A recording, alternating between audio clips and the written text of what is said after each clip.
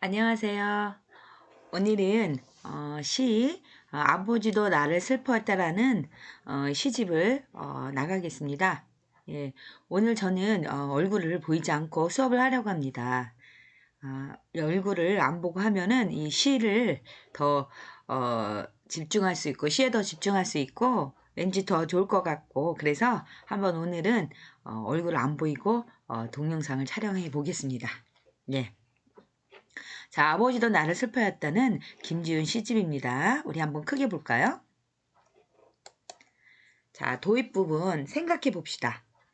자, 여러분 시란 무엇이라고 생각하십니까? 또 시를 마지막으로 읽은 것은 언제입니까? 시를 읽으면 어떤 면에서 좋다고 생각하십니까? 한번 보실까요? 예. 시란 무엇인가? 자, 여러분이 시를 좋아하십니까? 예, 시를 우리 이제 영어로 이제 포이츄리라고 그러죠. 예, 포엠. 하나 같은 거는 포엠. 그 다음에 이제 시류. 시에 대한 총 집합은 포이츄리 이렇게 하죠. 이건 시 딸랑 한 편. 시 한 편. 한 편. 이거는 시가 여러 가지 여러 개 이게 같이 있는 거 포이츄리라고 하죠. 그래서 시라는 것은 언어의 상징. 언어의 어떤 그 비유나 어떤 상징 이런 걸 통해서 뭔가를 얘기하는 거죠. 우리는 있는 그대로 얘기하는 것은 재미없어 합니다. 그건 예술작품이라고 잘 하지 않죠. 뭐 설명문, 뭐 설득문, 뭐 그렇게 말을 여러 다르게 하죠. 다른 식으로. 그렇지만 시라는 것은 어떤 비유나 상징 있는 그대로 얘기를 하지 않죠. 그래서 뭐 예를 들면 뭐 당신은 꽃과 같은 사람입니다. 그러면 꽃과 같은 사람이면은 당신은 그냥 사람이다 하고 당신은 예쁜 사람이다 보다 당신은 꽃과 같은 사람이다 그러면 다르게 들려죠. 꽃과 같은 사람이다. 당신은 꽃보다 예쁜 사람이다. 이렇게 직설적으로 얘기하는 거하고 당신은 꽃과 같은 사람이다 하고 얘기하는 것은 너무너무 의미가 다르죠. 다가오는 느낌이요. 예. 잠시만요. 예. 예, 뭐가 이렇게 뜨네요. 예, 꽃 같은 사람이다. 그래서 이게 이제 뭔가를 비유한다는 거죠.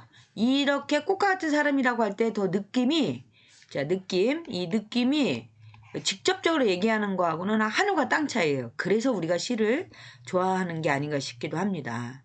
왜냐하면 인간은 그냥 있는 그대로 얘기하면 멋이 없어 보인다고 느끼는 거죠. 그래서 우리 옷 같은 거 입을 때, 옷을 입을 때도 여기 목까지 딱 이렇게 단추를 채워서 입는 사람이 있는가 하면 뭔가 셔츠 하나도 딱 뭔가 하나를 딱 풀렀는데도 되게 멋있어 보이는 사람 있죠. 근데 왜 셔츠를 하나를 탁 풀렀는데도 멋있어요? 어? 이게 이제 이게 마치 그죠? 어떤 그 패션 감각이라죠. 패션 감각을 어떤 이런 예술적인 느낌으로 예술적인 걸로 접근했기 때문에 같은 옷을 입어도 뭔가 멋있죠. 자, 시를 마지막으로 읽은 것은 언제입니까? 여러분 언제 마지막으로 읽으셨어요? 한번 기억해 보세요. 저는 시를 마지막으로 읽은 것은 제가 이제 영문학을 전공하고 영문학 시를 영시를 굉장히 많이 읽었죠. 저 같은 경우 영시를 많이 읽었는데 그리고 나서도 저는 계속 시를 좋아하긴 했어요. 그래서 제가 시를 몇 편을 썼어요. 그래서 시집도 냈는데 물론 안 팔렸죠. 하지만 그때 제가 썼을 때에 더 많이 오래 썼으면 지금 저의 모습은 더 좋아지지 않았을까라는 어떠한 그 생각이 들어요. 저는 이제 작가가 되고 싶었는데 여러분은 어떤지 모르지만 작가가 되고 싶었어요. 소설이나 시를 쓰는 사람이 되고 싶었어요. 물론 지금은 이제 소설 시는 안 쓰고 이제 딴 거 하지만 다음에는 저는 이제 또 다시 하지 않을까. 뭐 영화 같은 것도 관심이 많고 영화 시나리오라든지 영화 찍는 거라든지 이런 것도 관심이 많고 하는데 이게 이제 쉬운 게 아니잖아요. 그래서 시간이 많이 드는데 일단 소설과 시 같은 경우는 종이하고 연필만 있으면 되고 노트북만 있어도 가능하기 때문에 언제든지 접근이 가능하죠. 예, 그래서 저도 한번 출하를 한번 해볼까 하는 생각을 하는데 여러분도 한번 해보세요. 누가 합니까? 노벨상이 여기 계신 분 중에 나올지. 예. 3번. 시를 읽으면 어떤 면에서 좋다고 생각하십니까? 어떤 면에서 좋다고 생각하세요? 분명히 시를 읽으면 어떤 면에서 좋다는 걸 느끼실 겁니다. 저 같은 경우는요, 좀 감수성이 살아나는 것 같아요. 어떤 기계 문명에 의해서 감수성이 찌들어진 그 기계 문명, 돈, 뭐 이런 속도 빨리빨리 하고 뭔가 빨리빨리 해가지고서 빨리빨리 끝내고 막 이런 거 있죠. 연애도 빨리빨리 해가지고서 막 그냥 그 사랑이라는 감정을 제대로 느끼지도 못하고 막 이렇게 하는 거. 이런 거, 이런 게, 이런 시를 읽으면 뭔가 박자를 맞추는 느낌? 제 박자를 맞추는 느낌이 들어요. 너무 빨리 해서 이 사랑 같지도 않은 사랑. 너무너무, 돈, 이러니까는 이제 다른 게 안 보이는 거.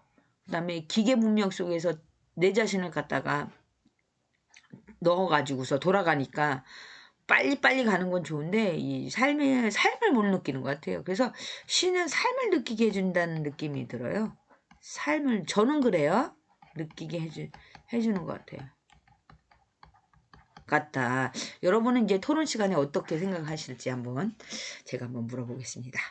자, 본인이 가장 좋아하는 시는 무엇입니까? 여러분이 좋아하는 시 있죠?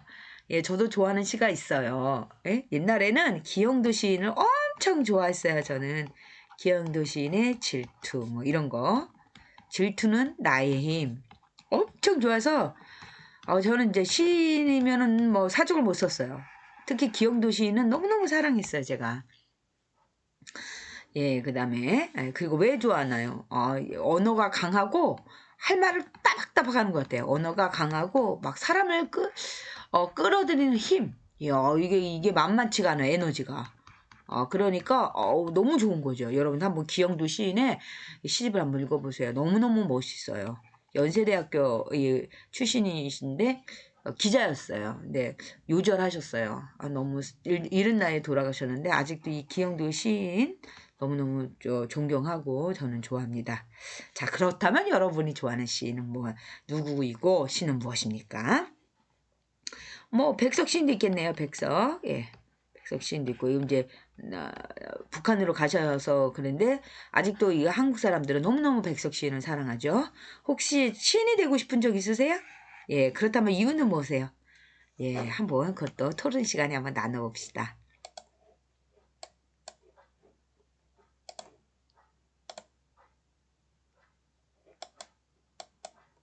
자, 우리 그러면 시인 소개로 갈까요?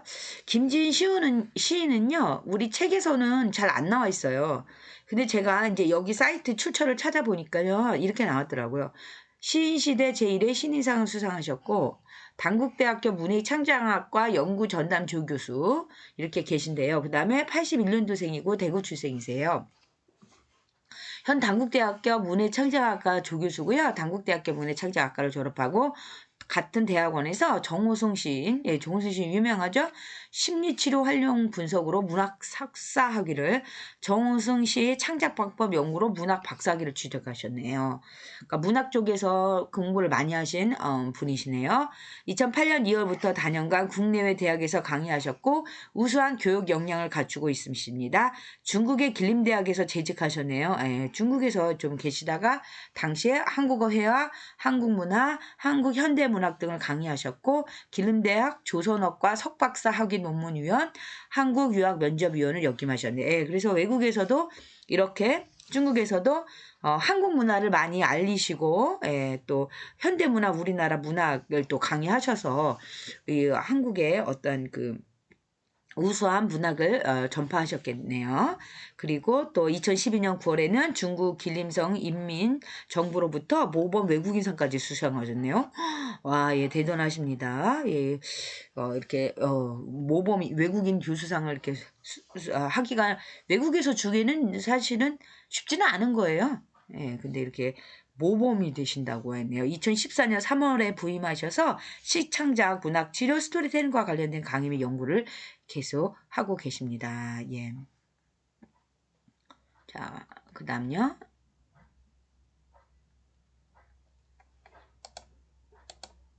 도서 이해민 확장을 한번 할까요? 예, 책을 읽은 소감이 어떻게 되세요?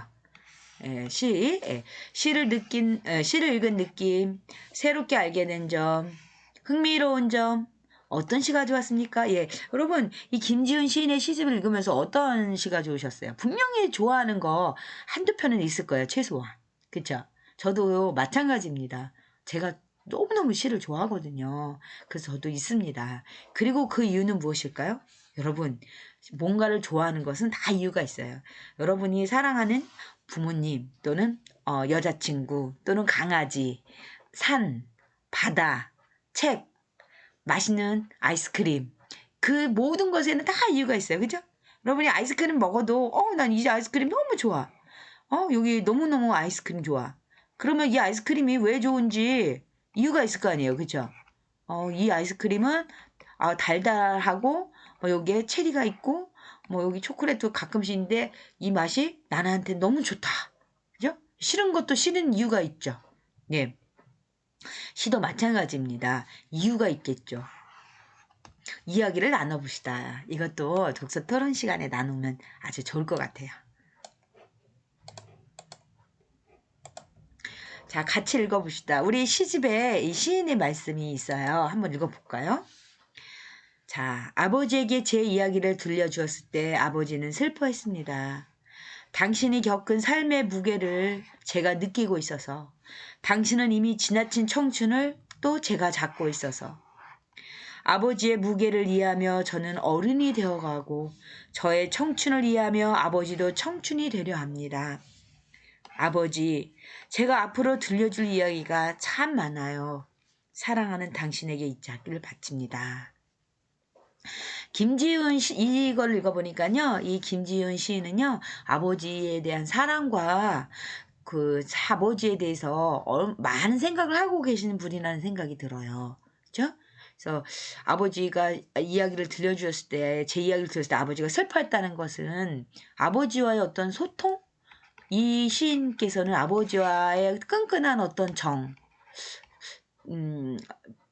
정은 아직은 더 읽어봐야 될 것 같고요. 일단 소통은 되고 있다고 느껴져요. 그 다음에 삶의 무게, 청춘, 그 다음에 아버지께서도 이해를 한다고 했잖아요. 아버지의 무게를 저도 이해하고 저는 어른이 되어가고 아버지도 또 아들을 보고 청춘이 되어간다고 얘기를 하고 있잖아요. 그런 거 보면 이 시인이 아버지에 대해서 엄청 많이 생각하고 계시고 또 이 아버지 또한 아들이 자기가 겪은 것에 대해서도 많이 공감을 하고 계신 것 같아요. 그래서 뒤에서 한번 더 확인을 해 보겠습니다.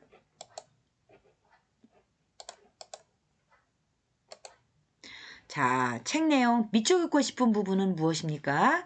독서 토론 시간에 서로 얘기해 봅시다. 이 책의 주제는 무엇이라고 생각합니까? 예, 이제 이 책은 시이기 때문에 단편으로 주제가 다를 수 있어요. 하지만 이 책을 관통하는, 전체를 관통하고 있는 주제가 있을 거 아니에요. 그죠? 이 시집을 다 읽고 났을 때, 관통하고 있는 어떤 주제가 있을 거예요. 그것을 여러분이 한번 생각해 보시면 좋겠습니다.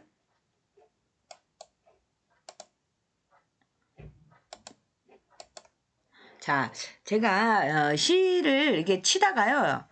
처음에는 시를 다 쳤어요. 치다가 너무 시가 많아가지고 야 이거는 치는데 한계가 있구나.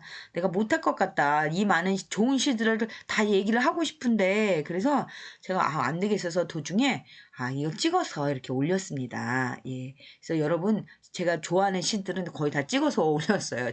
이게 더 많은 것을 실을 것 같아서요. 자, 그래서 아무렇지 않은 척이라는 시를 한번 보겠습니다. 여기를 다 읽으면은요, 몇 개밖에 못하기 때문에, 몇 개만, 이 중요한 부분을 제가 한번 해보겠습니다.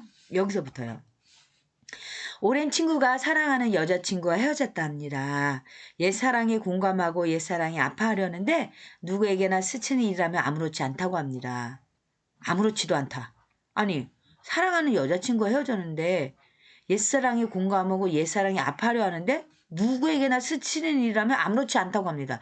자, 아무렇지도 않다고 하는데 진짜 아무렇지도 않은 건지 아니면 일부러 그런 건지 아니면 정말 이 사람이 싸가지가 없거나 아니면 그냥 여자친구와의 관계를 가볍게 여기는 사람인지 아직은 더 읽어봐야 되겠죠. 그쵸? 예. 오늘은 내일을, 한 해의 끝자락엔 내년을 기약합니다. 오늘이 아닌 내일을 좀 더 앞서 바라보라 합니다. 이제 이렇게 얘기한 거예요. 다 필요 없고, 이제 끝났으니까 내일을 좀 더 앞서 바라봐. 이렇게 얘기한다는 거죠. 자책과 회의는 뒤를 돌아보는 일이라며 긍정의 마음으로 나가려고 합니다. 자책화에 왜 헤어졌나? 뒤돌아보는 거, 그거, 다 필요 없고, 긍정의 마음으로 그냥 새 여자친구 만나거나 아니면 앞으로 다른 일을 하면서 행복하게 지내는 게 나아. 이러라고 합니다. 그런데 문득 내일이 아닌 오늘, 내일이 아닌 오늘, 오늘이 아닌 어제 뒤돌아보지 못했던 순간들이 주마등처럼 스쳐갑니다. 자, 이분은 시인이에요. 시인은 뒤돌아보고 있어요. 왜? 다른 사람은 그냥 빨리 앞으로 가라. 속도전이죠.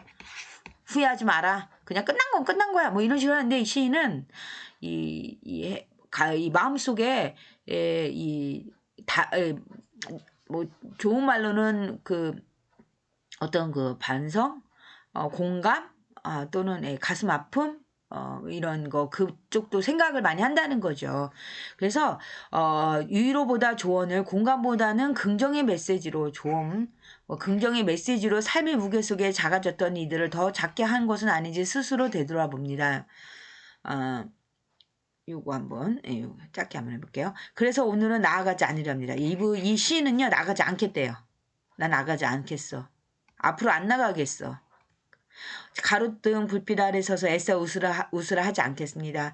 자주 멈춰 저를 돌보지 않았던 마음과 제가 돌봐야 할 이들을 위로하고자 합니다. 아주 거의 주제죠. 뭐 꼭 주제라고 안 써도 여러분이 다 할 겁니다. 저도요, 살면서 이제 저를 돌보지 않았던 마음이 너무나 후회돼요. 그렇게 저를 돌보지 않았기 때문에 제가 나쁜 일을 반복하거나 돌보지 않음으로써 생기는 나쁜 일을 반복하는 거예요. 깨달음이 없기 때문에, 쉽게 말하면 멍청했기 때문에 반복을 하고 그 나쁜 일을 계속 하는 거죠. 그러니까 제가 나아지는 게 아니게 되는 거죠. 나쁜 일을 반복하는. 근데 그거를 나쁜 일인지도 몰라. 꼭 나쁜 일이라고 해서요, 막 범죄를 저지르는 게 그게 아니에요. 뭐 습관도 있고, 또는 남을 아프게 했는데 그것에 대해서 멀쩡하게 사는 거죠. 뭐 희망, 이렇게 앞으로 가라고 하니까, 앞으로 가라고 하니까. 예. 근데 이 시는 제가 돌아갈 이들을 위로하고자 한대요. 너무도 모른 척, 아무렇지도 않은 척 나아가는 동안 제가 놓쳤던 마음들과 제가 놓쳤던 이들에게 이제는 아무렇지도 않은 척 사과하려 합니다. 예, 이제 사과하려고 한대요. 미안하다고. 참. 저도 갑자기 떠오르는 친구가 하나 있네요. 예, 저도 미안하다고 얘기를 하려고 하는데 친구가 너무 무서워요. 무서워. 너무 강하니까 말을 못하겠어요, 지금. 언젠가는 기회가 있을 거라고 믿습니다. 예, 뭐 크게 잘못한 건 아니고 그냥 약간 서로 뭐 그런 일이 있었어요. 저도 인생에 있어서. 예. 자, 내뱉은 말. 나의 말에 한번 읽어볼까요? 나의 말은 너에게 머물러 더는 내일까지 남아있지 않은데 걱정은 생각이 되고 생각은 아픔이 되어 하루를 채우네요. 아렸을까 쓰렸을까. 더는 잡을 수도 무엇 하나 잡히지도 않은 말임에도 미치도록 잡고 싶네. 끊임없이 뒤척이네. 예, 내뱉은 말. 이 내뱉은 말은 뭐 어떻게 잡을 수도 잡히지도 않죠. 그래서 말을 할 때 신중해라. 말할 때 조심해라 이렇게 하는데 사실 우리가 살면서 이렇게 계속 스캔이라고 하죠. 스캔 뜨면서 우리 말을 또는 몸을 스캔 뜨면서 살기가 굉장히 힘들어요. 맨날 살펴야 되니까. 그럼 별로 말도 할 것도 없죠. 예? 그런데 아주 잘못한 말 있죠. 웬만큼 뭐 농담이라든지 잘못한 말, 아주 잘못한 말. 그냥 잘못한 말이 아닙니다. 아주 잘못한 말은요. 사과하는 게 더 나아요. 왜? 내가 평생 가니까 내가 못 살아. 내가 살아야 되겠어. 그래서 사과를 해야 되죠. 저도 살면서 아주 잘못한 말이 한 적이 있더라고요. 참. 그래서 사과를 하고 싶은데 만날 수가 없어. 어디서 사는지 모르겠어요. 그래서 사과할 때 사과하세요.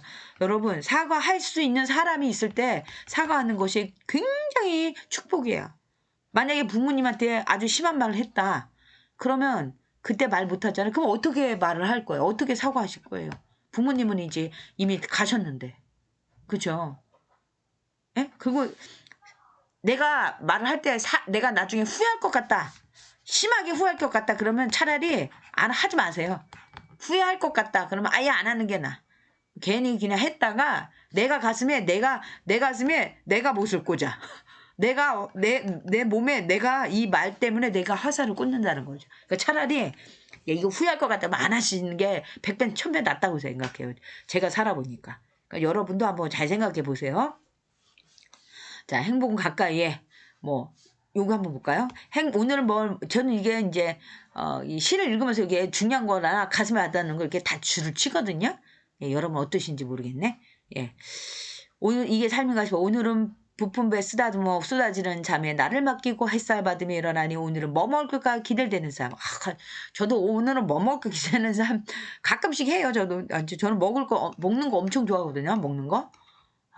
행복은 가까이 있는데 무얼 위해 내일을 기다리고 무얼 위해 내일을 찾을까? 오늘은 뭐 먹을까 기대는 사람. 먹기 위해서 점점 살고 있어요.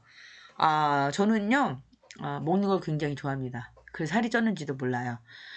저기 계절이 되면은 저 얘기해요. 여러분 어떤지 토론할 때 한번 물어볼게요. 좀 계절이 되면 봄이 되면 딸기가 너무 새해 먹고 싶어요. 그다음 여름에는 이제 복숭아. 아주 물이 많은 복숭아 있죠. 그거에 아주 살쪽을 못 썩어. 그게 나올 때가 됐는데 막 이렇게 생각을 해요. 이제 가을 그러면 아주 달콤한 홍시. 그거 또는 그 고구마. 그 고구마 이제 막 캐가지고서 노릇노릇하게 구운 거. 뭐 이런 거. 겨울에는 감자 굽고 막 그냥 귤 냄새 아주 새콤한 냄새. 이런 거에 이제 아주 너무너무 목을 메고 있어요. 그래서 과일이 없으면 저는 삶에 무슨 당으로 사나 이런 생각을 해요. 그러니까 여기서 행복 가까이 있다는 것은 아마도 저의 이런 거하고 좀 닮지 않았을까 보는데 여러분은 또 어떠한 행복을 가까이 두고 계십니까? 한번 이것도 나중에 토론해봐요. 뒤늦은 슬픔이라는 시네요.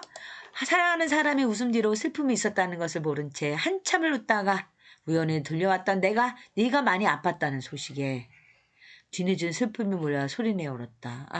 참. 이게 진짜 시인이든 아니면 이런 느낌을 갖고 있는 사람을 보면 정말 마음이 너무너무 아름다운 사람인 것 같아요. 그죠? 사랑하는 사람의 웃음 뒤로 슬픔이 있었다는 걸 모른 채 한참 웃었어요. 그렇죠? 누군가 암을 앓고 있거나 누군가 아파. 근데 이 사람은 웃어. 근데 사랑하는 사람의 웃음이야. 그 뒤로 아팠어요. 알고 봤더니 얘가 암이 걸렸다. 그런데 그냥 우리들 앞에서는 웃고 있었던 거예요. 우리한테 걱정을 끼쳐주지 않으려고. 그죠? 걱정을 끼쳐주지 않거나 그 고통을 혼자서 짊어지고 다른 사람 힘들게 하기 싫어서. 그럼 부모님들이 그러시잖아. 어디 아프면 말 안 하고 막 그쵸? 왜? 이제 식구들이 걱정할까봐. 가족이 걱정할까봐. 가족이 걱정될까봐 말 안 하셔. 그러니까 그걸 나중에 엄마가 어디가 아프고 아버지가 어디가 아프고 동생이나 누가 아프면 그때 이제 막 슬픔이 몰려오죠. 여러분 혹시 아프지 않으세요? 여러분 아프면 안 됩니다. 그러면 제가 슬픕니다. 예. 혹시 어디 아프시면 빨리빨리 치료받으세요. 가만히 놔두지 마시고 병은 알려야 공개해야 치료가 된대요. 이걸 병을 알리면은요, 그 사람들이 치료법을 이렇게 얘기를 해주기도 하고, 병원도 소개시켜주고, 그 다음에 방법도 가르쳐주고 막 이런다는 거예요. 그러니까 병은 알려야지, 이 병이 무서워가지고, 나 알려줬네? 어떡하지? 이러면, 이 병이 힘을 못 쓴대요. 그리고 병을 알리면 사람들이, 위로해주고, 그러면은 사람들 자체가 면역이 되는 거예요, 면역. 우리 몸에 있는 어떤 세포가 여러분처럼 군인이죠, 군대. 그래서 막 나쁜 게 들어오면 얏 하고 막 뽀개죠. 근데 그게 면역이죠, 이게. 이 이제 백혈구죠, 백혈구. 하얀 거. 화이트셀. 예, 백혈구가 막 가가지고서 막 백혈구 하는 거지, 뭐예요? 먹는 거죠? 어, 식균이죠. 균을 먹어요. 식균작용하죠. 잡아먹는단 말이에요. 그러면은 이 면역도 인간도 면역이 될 수 있어요. 저는 그렇게 생각해요. 사람들이 막 얘기를 해주고 좋은 얘기 해주면요. 면역 작용해서 자기가 이렇게 살아야지, 빨리 나아야지 이런 힘이 생긴다는 거죠. 예, 그러니까 여러분 병원 걸리시지 마시고 예, 병 들리면 빨리빨리 치료하시고 알리세요. 예. 자, 그다음 사랑의 온도라는 게 있네요. 어느 날은 이상하게 차가운 날이었다. 난 차마 온도를 물어볼 수 없었다. 손도 잡고 포옹도 하고 뽀뽀도 하면 다시 올릴 수 있을 거라고 생각했다. 이게 온도를 올릴 수 있다고 생각한 거예요, 이 사람은. 그죠? 온도 이게 이제 수은 게 온도라면 이게 온도를 올리는 거죠. 예. 37.5도. 예. 이상 가면 이제 좀 위험하죠. 예. 38도면 이건 이제 코로나에서 이제 이거는 위험해요. 그죠? 예. 예. 그래서 난 차마 온도를 물어볼 수 없었다. 이거 했어요. 자. 손도 잡고 다시 올릴 수 있을 거라 생각했는데 깨지긴 싫었지만 미스트로 사랑이 물었다. 오늘 사랑의 온도는 몇이야? 예, 끝이었다. 예. 여기 보시면 오늘 사랑의 온도는 몇이야? 10. 오늘은 뭘 그런 걸 물어봐. 당연히 10이지. 예. 어느 날 이상하게 차운 날이었다. 난 참마 온도를 물어볼 수 없었다. 이제 그러면서 손도 잡고 막 그랬는데 이제 사랑이 식으니까 온도가 떨어지는 거죠. 차갑게 손도 차갑고 마음도 차갑고 그래서 이게 사랑이 끝을 나타내는 아주 슬프네요. 예. 친구. 제가 좋아합니다. 여러분도 좋아하시는지 모르겠네요. 아이고. 자, 저는 이게 너무 좋더라고요, 이 시를. 친구는 둘로 나뉜다. 나의 변함과 나의 성장을 온전히 좋아하는 친구와 나의 변함과 나의 성장을 탓하는 친구로 나는 안다. 친구라서 나를 좋아하는 사람과 나 같은 공간에 있어서 나를 친구로 불렸던 사람. 이거 시인의 예리한 통찰력이 느껴져요. 그죠? 우리 같은 공간에, 우리 학교 다닐 때도 같은 공간에 있어서 그냥 친구라고 얘기했지만 사실 얘하고는 친구 아니야. 친구라는 것은 어떤 나하고의 사이에서 특별한 관계가 형성돼야 돼요. 어떤 사랑의 마음, 걱정의 마음, 그 다음에 언제나 늘 뭔가 멀리 떨어지고 오래 안 봐도 또 만나면 늘 같이 있었던 것처럼 느끼고 이 사람이 좀 더 잘 되기를 바라고, 그죠? 질투하고 샘내고 속으로는 안 됐으면 하는 거, 이게 무슨 친구예요? 이거는 이런 사람 있으면 빨리 헤어지세요. 이런 사람 있으면 시간 낭비고 여러분 내 영혼을 파먹어. 안 돼. 이런 사람은 만나지 마세요. 그냥 이 사람은 그냥 가볍게 만나세요. 가볍게. 만나야 한다면 그냥 가볍게. 여러분을 걱정하고 신경 쓰고 같이 웃고, 뭐든지 웃으면 서로 웃고 농담도 받아주고 또 잘못한 거 있으면 그건 아닌 것 같다라고 해주는 사람. 이런 친구는 정말 소중한 거예요. 때로는 어른이 된다는 곳은 한없이 비워질 때가 있다. 예. 자, 그리고 아버지도 나를 슬펐다. 우리 그 시집의 타이틀이에요. 은은한 달밤에 탁상에 앉아 저물어가는 하루를 붙잡고 있었다. 오고 가는 술 한 잔에 친구는 쓰라렸고 달빛의 조명에도 쉽게 슬펐다. 배운 말은 많은데 유래줄 언어가 없었다. 단지 취할 뿐이었다. 돌아가는 친구의 주머니에 가지고 있던 배추잎 몇 장을 넣었다. 돈을 줬다는 거네요. 친구가 떠난 자리는 공허하고 추웠다.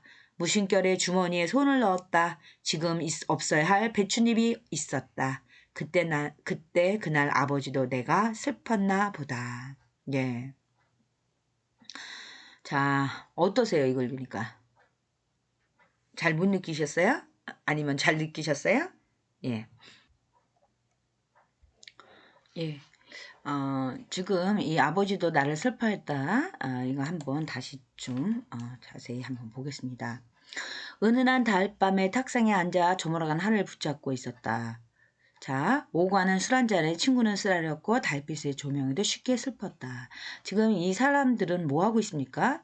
예, 이 탁상에 앉아서 이 식탁 같은데 앉아가지고 술을 먹고 있어요. 친구하고 이제 술을 먹는데 친구가 이제 쓰라렸고 이제 슬펐죠. 별빛 조명에도 달빛이 이렇게 붙이는데 달빛이에요.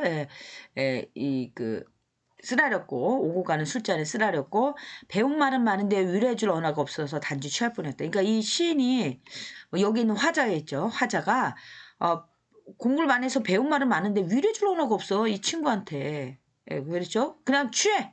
그래서 돌아가는 친구 주머니에 이제 돈이 없나 봐. 이 친구도 뭐 그럴 수 돈이 없을 수도 있고 지금 이 순간에는 돈이 없으니까 배추님 몇 잔, 그러니까 10,000원을 이게 택시 타고 가라고 아마 줬겠죠. 넣어줬다. 친구가 떠난 자리는 공허하고 추웠다. 무심결에 주머니에 손을 넣었다. 예. 지금은 없어야 할 배춧잎이 있었다. 지금은 없어야 할 배춧잎. 돈이 있었다는 거죠. 예. 그때 그날 아버지도 내가 슬펐나 보다. 그때 그날 아버지도 슬펐나 보다.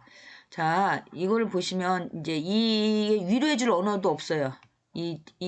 그 화자가. 그리고 이 두 사람의 관계를 보시면 이 친구도 그렇고 본인도 그렇고 이 삶에 있어서 그렇게 막 에너지가 넘치고 이렇게 활기가 넘치고 그렇진 않죠. 만약에 지금 이 화자가 정말로 이렇게 이제 시인이지만 시인으로서 이제 얘기를 한다면 얼마나 막막하겠어요. 삶이. 그죠? 뭐 시집이 잘 팔리는 것도 아니고 어떤 한 자리 해가지고서 먹고 사는 데 있어서 이렇게 평탄하고 그렇진 않을 거 아니에요. 그러니까 아버지도 이런 자식을 볼 때 이렇게 술 먹고 와가지고 이렇게 이런 모습을 볼 때 어떤 느낌이 드셨을 것 같아요. 여러분 이거 한번 얘기를 한번 나중에 해보도록 합니다. 예. 자, 슬픈 웃음. 예, 이게 지금 여기 보시면요, 여러분 22쪽하고 23쪽이에요. 좋은 시들이 엄청 많은데 이걸 다 할 수가 없어요. 그래서 제가 빨리빨리 넘어갈게요. 이거 한번 보세요. 모두가 잠든 칠흑 같은 밤에 어머니는 어머니에게 전해 아무 말도 안 했다. 다만 소리내어 서럽게 울었다. 슬픈 웃음. 압류딱지가 선명하게 컴퓨터에 붙었을 때 가난을 벗어나고 싶어 딱지를 긁었다. 어머니는 웃었다. 이제 딱지를 붙였나 봐요. 엄청 가난해서. 그런데 모두가 잠든 칠흑 같은 밤에 어머니는 어머니에게 전화해서 아무 말도 안 했다. 그러니까 얼마나 어머니가 가슴이 터질 것 같아요. 이게 집에 다 이제 나앉게 생겼는데 그러니까 혼자서 이제 전화해서 막 서럽게 울었다는 거죠. 말하고 싶은 사람이 없으니까 자기 자신한테 전화를 했다는 거죠. 예.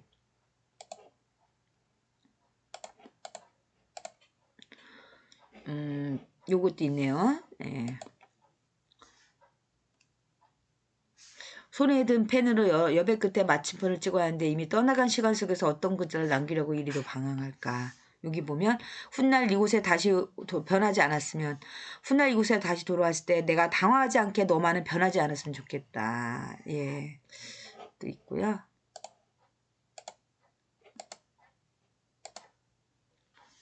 사랑의 공간이라는 것들. 내가 사랑하는 이름으로 너에겐 참 잘 녹았는데 사랑이란 명분으로 단단해진 나만 남았다. 참 이것도 재밌죠? 예. 할말과 나이도 한번 읽어보세요. 긴 세월 동안 나는 아버지를 아버지라 부르며 아버지로 정의하고 있었다. 그가 가슴속에 간직했던 해맑은 아이를 까마득히 모른 채. 그래서 아버지에 대한 얘기네요. 잠이 약이라고 하죠. 사실은 여러 가지 고민과 생각으로 깨어있는 시간이 많았다. 나는 참 많이도 자고 싶었다. 늦잠이라는 시예요. 요것도 한번 읽어보세요. 사랑하는 사람이 저는 요 시를 참 좋아합니다. 요게 의미가 있어서 제가 한번 요거는 볼게요. 사랑하는 사람의 입에서 상처 주는 말이 나왔을 때 난 이 상황을 참 잔인하다. 우리 다 그러죠. 쟤는 어쩌면 이렇게 입에서 이렇게 입이에요. 이렇게 해서 입에서 이게 이제 나오는데 이게 잔인해 말이 워드가 말이 칼 같아. 칼이 막 나와. 근데 사실은 사랑하는 사람의 입에서 사랑하는 말들만 나오기를 정의하는 게 더 잘하는 것이었다. 아주 시인의 뛰어난 통찰력을 제가 엿봅니다. 뛰어난 통찰력. 제가 느낀 거예요. 예, 뛰어난 통찰력을 봤어요. 맞아요. 우리는 쟤는 왜 이렇게 잔인한 얘기하는데 사실은 인간이라는 것은 잔인한 말도 할 수 있는 존재예요. 그렇죠? 인간이 완벽해요? 인간은 완벽하지 않아요. 인간은 완벽하지 않아요. 근데 완벽을 바라면 어떡해요? 완벽하지 않아요. 근데 인간을 완벽하기를 바라는 그 마음이 오히려 저번에 우리 봤죠. 이게 그 이분법적 구조 배웠잖아요. 선도 너무 선하고 악이 있으면 선이 너무 강하면 오히려 악하고 똑같아지는 거예요. 선이 너무 세고 강하고 선만을 강조하면. 그러면 이렇게 얘가 말한 것이 잔인하다고 어떻게 해요? 잔인하다는 말이 나오기를 정의하는 거. 이 착한 말만 나와야지 이렇게 말하는 것 자체가 이게 잔인하다는 거죠. 한번 생각해 보세요. 예. 계속 넘겨볼게요. 여자를 운명으로 대하는 남자의 말과 남자를 운명으로 대하는 여자의 말은 자주 빗나갔다. 내가 예전에 너와 가까이 있어 몰았던 것처럼. 예, 이것도 있고 상처. 이것도 참 좋아요. 누군가의 상처를 보고도 모르는 척 지나갈 때 같다. 그렇죠. 시간이 지나면 그게 또 상처가 돼요. 그렇죠. 이거 너무너무 멋있는 말 아니에요? 시간이 지나면 그게 또 내가 왜 그때 위로해주지 않았지? 이죠. 정처 없는 상처란 놓으면 되는 줄 아는데 나도 모르게 마음에 담았나 보다. 예, 아주 뛰어난 것 같아요. 시인이. 누군가를 사랑한다는 것은 누군가를 짊어진다 한다는 무게의 다른 표현이다. 자, 누군가를 사랑한다는 것은 누군가를 짊어져야 된대요. 그래서요, 이 영어에서 책임이라는 말은, 책임은 리스판드에서 나온 거래요. 자, 리스판드. 리스판드가 응답하다는 뜻이에요. 응답하다. 이거에서 나온 것이 responsibility. responsibility가요. 응답. 너 나 사랑하니? 거기에 대해서 예라고 응답할 때 그때 그 사람은 책임을 져야 된다는 거죠. 책임을. 그 다음 어른이 된다는 거. 철이 든다는 것이 아플 때 소리 내지 말라고 의미하는 걸 진작 알았다라면 난 좀 더 늦게 철이 들었을 텐데. 그래서 철이 든다는 것은 이렇게 다 말을 하는 게 아니라는 거죠. 예. 모른 척 덮는 일이에요. 그러니까 어른이 된다는 것은 뭐 나쁜 말로는 가식적이다. 좋은 말로는 인내하고 참고 그거를 갖다 발설하지 않고 뭐 식구들 걱정할까봐 뭐 다 이런 걸로 통할 수 있겠죠? 예. 오늘도 걷는 이유 시간이 주는 울림을 느끼고 공강이 주는 경외함 속에서 나라는 존재가 아무것도 아님을 느낄 때 이 시간 속에 당신과 함께함을 같은 공간에서 그대와 한 폭의 사이됨을 그저 고말 뿐이다. 이것도 한번 읽어보세요. 자, 이것도 이렇게 하지 않은 무엇으로 채울 수 없었던 오늘 하루가 편하게 지날 것 같지 않았다. 그래서 이제 인위적으로 밥을 먹는 거에 대해서 얘기했네요. 상처를 드러내 노을에 씻기는 밤이 있는 반면 상처를 열수록 슬픔이 몰려있는 밤도 있다. 요것도 한번 보시고 제가 이렇게 많이 했어요. 혹시 책이 없으시면 요렇게 요거 보고서 동영상을 멈췄다가 다시 보셔도 되겠습니다.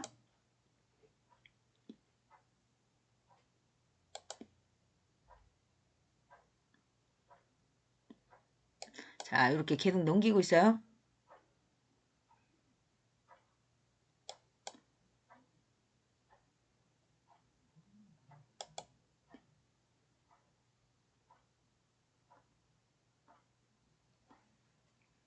여기 한번 볼까요?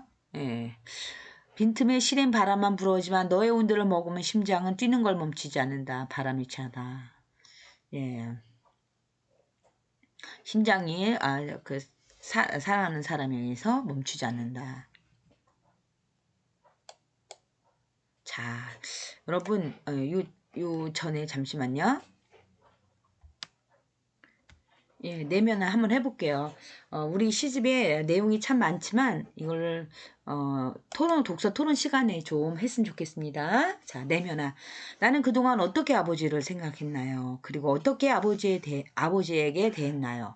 여러분 이 시를 읽고서 아버지에 대해서 한번 생각하는 시간이 되었으면 좋겠습니다. 아버지. 나는 미래에 어떤 아버지가 되고 싶은가요? 이 시를 읽고서 여러분은 어떤 아버지가 되고 싶으세요? 아버지가 이 시인처럼 시인이 이 아버지에 대해서 생각하는 거 또는 아버지로 대변되는 이 세상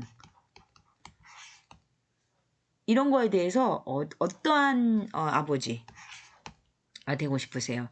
나는 아버지처럼 살고 싶으신가요? 아니면 아버지처럼 살고 싶지 않나요? 이유는 뭘까요? 여러분 아버지처럼 살고 싶은 분도 있지만 아버지처럼 살고 싶지 않은 분들도 계세요. 아버지가 너무 어머니를 힘들게 했다. 우리를 힘들게 했다. 뭐 아니면 아버지가 너무 엄격하다. 아버지가 내 꿈을 갖다가 지지해주지 않았다. 예. 그래서 한번 이것도 토론해 보고요. 나는 더 좋은 아버지가 되기에 어떻게 하고 싶은가요? 예. 여러분이 나중에 아버지가 되시면 어떻게 하고 싶으세요? 예, 재밌을 것 같네요. 자, 혹시 아버지가 안 계시고 어머니가 아버지 역할을 혹은 집안에 누군가가 아버지 역할을 했다면 그분들에게 어떠한 마음을 전하고 싶으세요? 예, 누군가 고마우신 분. 나의 아버지라는 존재는 어떤 사람이라고 생각하시나요? 예, 여러분이 생각하는 아버지라는 사람은 어떤 존재, 어떤 사람이라고 생각하세요? 아버지에 대한 여러분의 생각. 아버지는 어떤 존재일까요? 또 아버지에게 혹시 안 좋게 하거나 어머니에게 안 좋게 한 적이 있으신가요? 그렇다면 나는 어떻게 해야 한다고 생각하나요? 아버지를 용서하지 못하는 사람도 있어요. 혹은 어머니를 용서하지 못하는 사람도 있습니다. 당신은 아버지, 어머니에게 어떤 존재가 되고 싶으신가요? 네, 여러분이 어떤 존재가 되고 싶은지 궁금하네요. 아버지와 관련된 혹은 어머니나 내가 존경하는 오랫동안 감사하게 생각하는 사람들에 대한 한번 시를 써봅시다. 아버지와 관련된 혹은 어머니, 아버지가 안 계시면 어머니, 뭐 이렇게 관련된 또는 존경하는 사람, 아버지로 대변되는 분들, 뭐 누나도 좋고, 뭐 형도 좋고, 아니면 형 아니면 뭐 동생도 좋고, 뭐 작은 아버지도 좋고, 아니면 뭐 전혀 모르는 분도 여러분이 그분을 아버지처럼 생각을 하는 거예요. 그러면 그런 분들에 대해서 한번 시를 써보는 것 어떠십니까? 뭐 짧게 써도 됩니다. 예, 한번 시간 있으면 해보시면 재밌을 것 같습니다. 네, 이렇게 해서 우리가 이 시 아버지도 나를 슬퍼했다라는 이 시집을 끝냈습니다. 여러분 더 얘기를 많이 하고 싶어도 직접 독서 토론 시간에 하는 걸로 하겠습니다. 그렇다고 여러분이 좀 다 못 읽으셨다 하더라도 참여를 했으면 좋겠습니다. 이 시는요 각각 개별적이기 때문에 여러분들이 몇 편의 시만 읽어도 충분히 독서 토론에 참가하실 수 있고요. 독서 토론을 하시면 여러분이 많은 것을 생각할 수 있고 또 영혼도 살찌울 수 있고 또 이렇게 다른 방식으로 생각하는구나라는 것을 또 배우실 수 있어요. 인문학은 여러분의 이 세계를 넓혀준다고 생각합니다. 그것은 너무나 확실하고 자명해요. 제가 그렇게 공부를 해왔기 때문에 또 공부를 했고 지금도 하기 때문에 여러분에게 확실하게 말씀드리는 겁니다. 여러분의 생각과 마음을 깊고 넓게 만들어주는 학문이라고 의심치 않습니다. 자, 그러면 우리 다음 차시에 대해서 잠깐 얘기 드리면요. 다음은 멀티 팩터라는 이 책입니다. 노력으로 성공했다는 거짓말 이렇게 나왔는데 부제가 인간이 성공을 했는데 누구나 다 똑같이 준비 땅 해서 이렇게 신작 준비 땅 준비 하고서 이렇게 준비 하고 출발 이렇게 하는 건 아니잖아요. 다들 다 같이 갖고 있는 그 DNA가 다르고 또 부모님이 물려주신 재산이 다를 수도 있고 또 자신이 갖고 있는 그 역량이 있죠. 나는 뭘 좋아하고 뭐 난 뭘 못하고 또는 뭐 이런 것이 뭐 얼굴이 뭐 잘생긴다든가 키가 크고 뭐 키가 작고 뭐 여러 가지 면에서 우리는 똑같이 출발할 수가 없다라는 거예요. 그러니까는 노력을 했긴 했지만 그 뭔가가 다 다르게 출발이 좋기도 하고 출발이 나쁘기도 뭐 하고 이렇게 이 성공이라는 것에 대한 개념을 다양한 각도로 제시해준 책입니다. 이 책도 처음에는 많이 힘든데 뒷줄로 갈수록 재밌어지고요. 이거 시사적인 것도 굉장히 많이 나와서 여러분들이 읽으시면 다양하게 사업이나 비즈니스 이런 것에 눈을 뜰 수 있을 거라고 생각합니다. 예, 오늘 너무 고생 많으셨습니다. 고맙습니다.